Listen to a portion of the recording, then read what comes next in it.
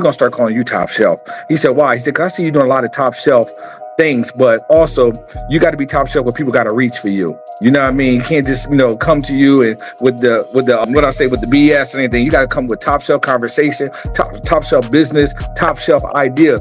And I just kind of grasped that name, and it took me a minute, but I said, yeah, we're gonna call it Top Shelf. So everything, I try to do is try to be top shelf. I mean, coming on here to shelf is because I consider you top shelf. You know what I mean? I said, I'm coming to see my boy Mark, he's top shelf. So everything I try to do is top shelf. So again, I started at Riverside Projects. My journey is from projects to progress is what I like to say. And growing up in the Riverside Projects, we didn't have. Hold on. I struck a chord. Listen, we're gonna get into that. The humble beginnings and all that, but I want you to continue on with some of your businesses and what has inspired you to take that risk and even know that you can, or think that you can do it. Okay, I'm gonna say this to you, and I want y'all listening. Because if anything that you got to take out this interview, I want you to take this phrase right here. This phrase now, 90. Let me put it this way. He said, God placed the best things of life on the other side of fear. So when you start thinking of all the best things that you want in life, you got to say that you're going to have to go through that door of fear to get there. There's no other way around it. I'm going to be honest. You're going to have to go through that fear, or you're going to stay where you at and do the same that you've been doing. But if you want more, and you want to grow more, and you want to be on the top shelf level, you want things to be drawn your way, you got to be on that vibe, on that frequency. I'm going to get it so you can draw the right things from you. But the only way you can do that, you're going to have to get through fear. Can you look back and see some of just your peers that may have fell by the wayside, that may not even be here today, or that got caught up in a bad situation? Yeah, I had family members, cousins and stuff like that, or even friends that I seen back in the day that didn't even make it to 25 years old. And I remember kids playing basketball on the basketball court, or in the street playing football, or playing tackle football with these guys. And these guys are no longer with us. So I had a lot of friends that just didn't make it. People I just seen around the way, or some that got on drugs and didn't make it back, People don't understand that when you grow up in that system, that project mindset, it hurts you in so many ways. So people say, D-Ray, you always beating on to, because I try to stay on the high frequency because I want to draw high frequency things to myself. Does it get hard sometimes? Remember what I said, everyone's important, no one's special. So I go through some of the same thing everybody else go through too as well. I've done a lot of great things in my life. And as we talk, I probably ain't enough time to tell you a lot of things, needless to say, a lot of stuff that I've done. But one of the things I'm going to tell you, one of the greatest things that I've done in my company, which is construction. Again, a guy from barber chair to construction, got commercial. Well, in the Riverside Projects, they got funds to develop the project. Not to develop, to tear down the projects and put affordable housing. I'm talking about really nice housing, townhouses, So knocking down all the project buildings, developing a whole new, I got a call to be a part of that, and my company is called Trust. And the reason why I call it Trust, because Black folks get a lot of bad rap when it comes down to construction companies and developing. That's why you guys seeing us being, you're not really owning the company. And then people saying that we might not have this, we don't do this, or, as far as integrity, whatever it is, we was just getting a bad name, bad rap. And I wanted to fix that.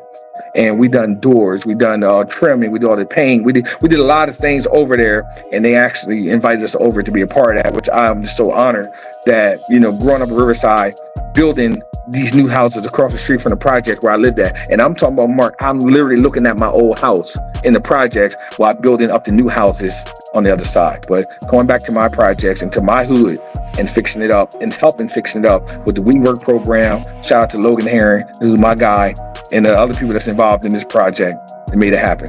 You got to do what you know is right, even when it don't feel right. And I knew it was right. I knew I had to get to be a part of this project. So I went past the fear, and now I'm doing commercial projects pretty much everywhere. I know you got multiple businesses.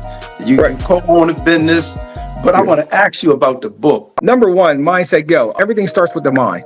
So I wanted to write a book that's going to help you. So what I wanted to do is create a book that's going to squeeze you. And at the end of the day, you're going to find out who you are and what your purpose is. So I don't feel remorseful for me being successful because I know where I came from. So they don't know where I came from. They don't know that I was sharing the same bed with my brother up to 13, 14, because my mom would rent the other bed out. They don't know that I had 12 people in my house and I had one bedroom. They don't know that we had a jug of water down the bottom and some beer in the refrigerator. They didn't know that I was eating breakfast food for dinner because we didn't have dinner food. They didn't know know that. You know, they didn't know that we had to borrow people's clothes and those type of things, you know, in the school. They didn't know we had to share each other's clothes. They didn't know I had to wear them jeans the next day and the next day with a different shirt, you know. They didn't know that to come downstairs and then they had nothing under the tree of a Christmas. Like a lot of people grow up with these luxuries. I started out cutting hair, as you know. I was a barber for years, you know what I mean? And I laid my clippers down and I said, you know what? I've done it enough. You know, I love cutting hair. I love the culture. I built something in my community that people love, you know what I mean? And I just say, you know, it's time to walk away from barbering and get into other things. Not like spread my wings out a little bit. So I got into construction. I own a transportation company. So I think entrepreneur has always been in my spirit, you know what I mean, doing entrepreneur things, you know what I mean. I just never found the right person, found the right spouse, found the right partner. Is one of the most important things, one of the most important decisions that you could ever make in your life. You know, someone has found out later the wrong way. Somebody found out like, wow, they actually did help me. So my thing is just finding the right partner, and not just the partner themselves, but check out their family structure and how they grew up. You know what I mean? Do they got daddy issues? Do they got mommy issues? That goes on both sides, male or female.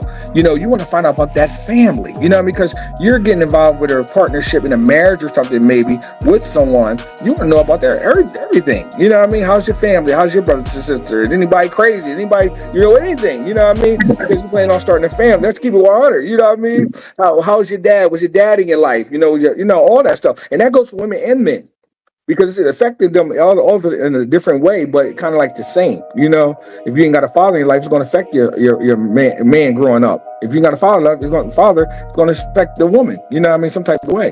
So let's just start there. Then you find your spouse. Family over everything, man.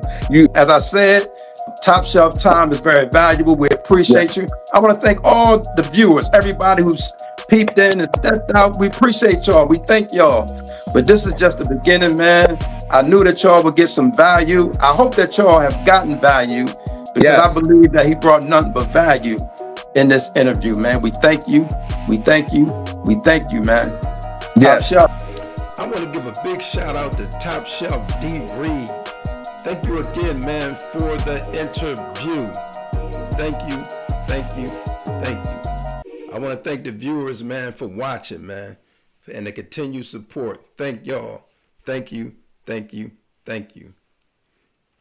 I hope y'all got value in the information that he gave, because I know I sure did. If you did get value in this video, I ask that you subscribe to the channel, hit the notification bell so you can be notified anytime I make a video. Thanks again. Thanks again. Until next time, man, y'all be safe out there.